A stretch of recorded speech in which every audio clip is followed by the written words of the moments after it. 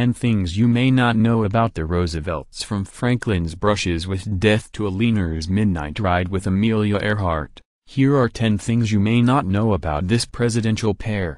1. Franklin Roosevelt was related to 11 other presidents. It seems like every day there is a new report tracing the genealogical roots of the American presidents. Abraham Lincoln and George W. Bush were 7th cousins, 4 times removed, and Jimmy Carter and George Washington were 9th cousins, 6 times removed. No president, however, can boast as many commander-in-chief connections as Franklin Delano Roosevelt, who, by blood or marriage, was related to 11 other former presidents: John Adams, James Madison, John Quincy Adams, Martin Van Buren, William Henry Harrison, Zachary Taylor, Andrew Johnson, Ulysses S. Grant, Benjamin Harrison, William Howard Taft and, of course, Theodore Roosevelt, FDR's 5th cousin. Roosevelt's famous family tree doesn't end at the White House. He was also reportedly related to several other historic figures, including Winston Churchill,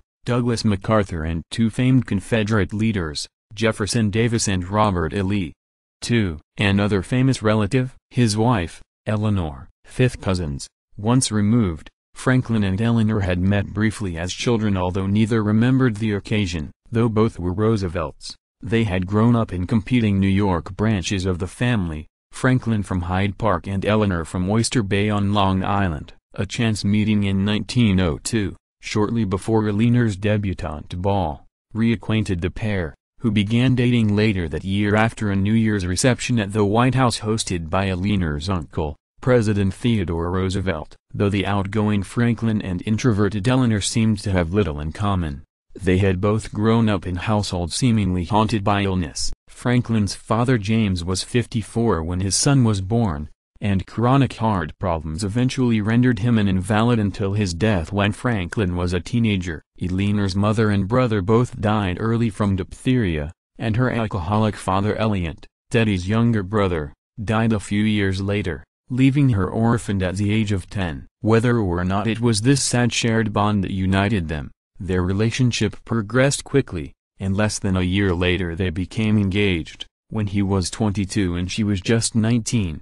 3. When Franklin and Eleanor married, Teddy Roosevelt gave the bride away. In fact, the wedding date itself was selected with the sitting president in mind, March 17, 1905, when he was already scheduled to be in New York for the St. Patrick's Day parade. Teddy, who by all accounts adored his niece, was thrilled to be there, but perhaps inevitably it was the Rough Rider who garnered almost all the attention. The president's attendance at the ceremony was front-page news, including in the New York Times, leaving Eleanor convinced that more people had come to see her uncle than her and Franklin. Tr stole the show again when he met with reporters before leaving the reception. When asked for his thoughts on the Roosevelt union, he quipped, "Oh, it is a good thing to keep the name in the family." 4. Sarah Delano Roosevelt was a prototypical monster-in-law.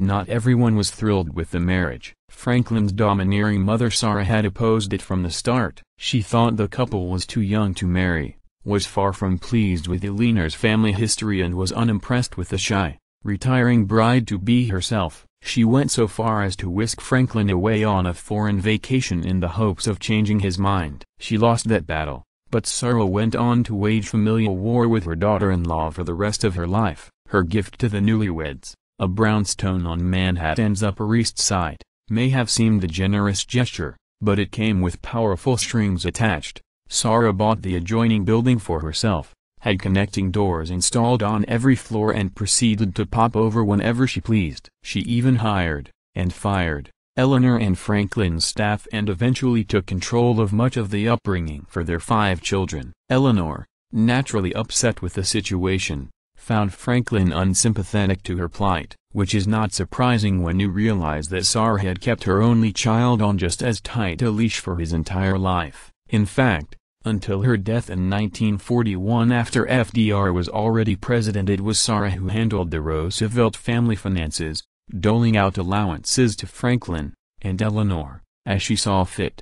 5. Franklin Roosevelt had a unique connection to the USS Arizona. In 1913, FDR became Assistant Secretary of the U.S. Navy, a post previously held by cousin Teddy. The following year, he attended a keel-laying ceremony at the Brooklyn Navy Yard for a Pennsylvania-class battleship officially known as BB-39. 15 months later, when the ship was launched, it was christened the USS Arizona, after America's newest state. On December 7, 1941, the Arizona was bombed during the attack on Pearl Harbor and 1,177 of its men went down with the ship. The next day, Roosevelt appeared before Congress asking for a declaration of war against Japan. Few people had noted Roosevelt's connection to the Arizona's beginning and end until staffers at the National Archives discovered photos of Roosevelt's 1914 appearance in 2012. The images show a smiling Roosevelt sauntering down the gangplank, just 7 years before he was stricken with polio and permanently paralyzed from the waist down. 6. The 1944 presidential election pitted Franklin Roosevelt against one of his neighbors. In his campaign for an unprecedented fourth term in office, Roosevelt faced Republican Thomas E. Dewey, a former federal prosecutor and Manhattan district attorney. Dewey had been born in Michigan, but made his home north of New York City, in a rural part of Dutchess County. In fact, he lived less than 30 miles from the Roosevelt family home at Hyde Park. This marks the last time that both major party candidates for president lived in the same state, though it actually had happened 3 times before. In 1860, 1904 and 1920, Roosevelt and Dewey also shared another bond. Both had served as governors of New York, with Dewey elected 10 years after Roosevelt had left the office to assume the presidency.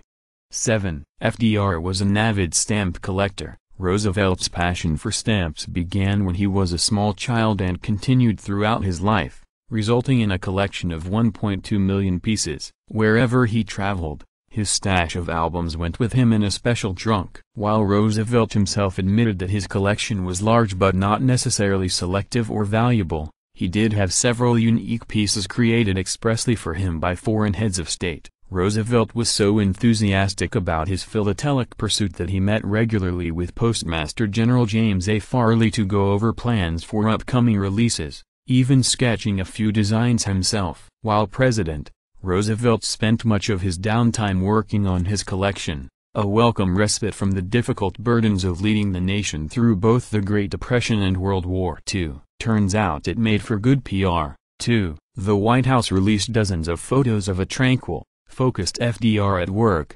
seemingly putting the world in order. After his death, his collection was sold at auction, attracting significant interest and selling for more than 3 times its estimate. One collector even paid $500 for a simple catalog in which Roosevelt had indicated which stamps he already owned. Roosevelt would no doubt be thrilled that more than 80 countries have released stamps bearing his image.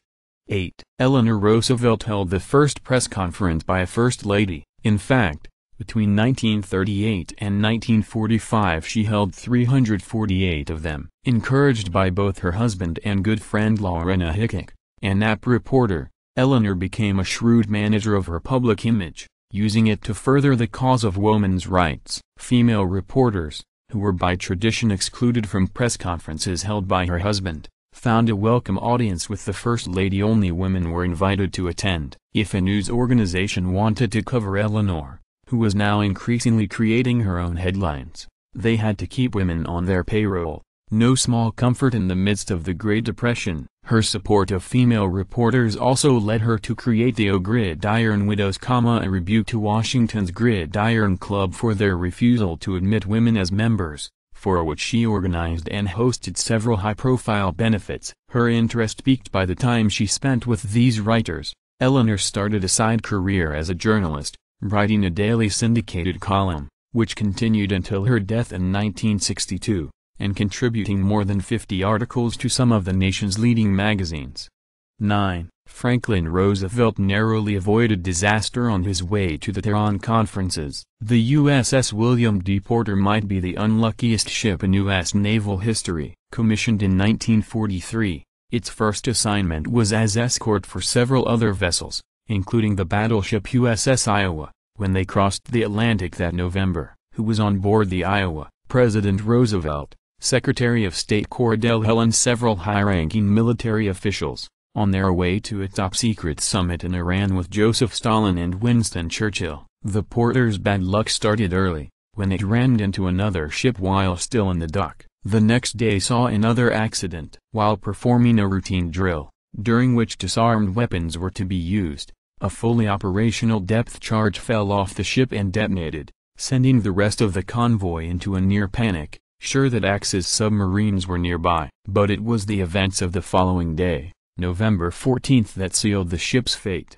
The Porter was once again performing drills, this time using what were supposed to be fake torpedoes. The problem was, the fourth round fired wasn't a fake, it was live, and it was aimed directly at the Iowa. However, the whole convoy was under strict orders to maintain radio silence, so the Porter instead sent light signals to try to warn the Iowa. After several mistaken messages, word finally got through and the Iowa safely maneuvered out of harm's way. While many on board the Iowa were terrified at the prospect of an attack, FDR took it all in stride, ordering his Secret Service agents to wheel him shipside, so he could watch the events unfold. In the aftermath of the incident, the Porter's entire crew was arrested, a naval first, with most demoted to shore duty. But when one of the men was assigned to hard labor for his role in torpedo disaster, FDR had the sentence reduced.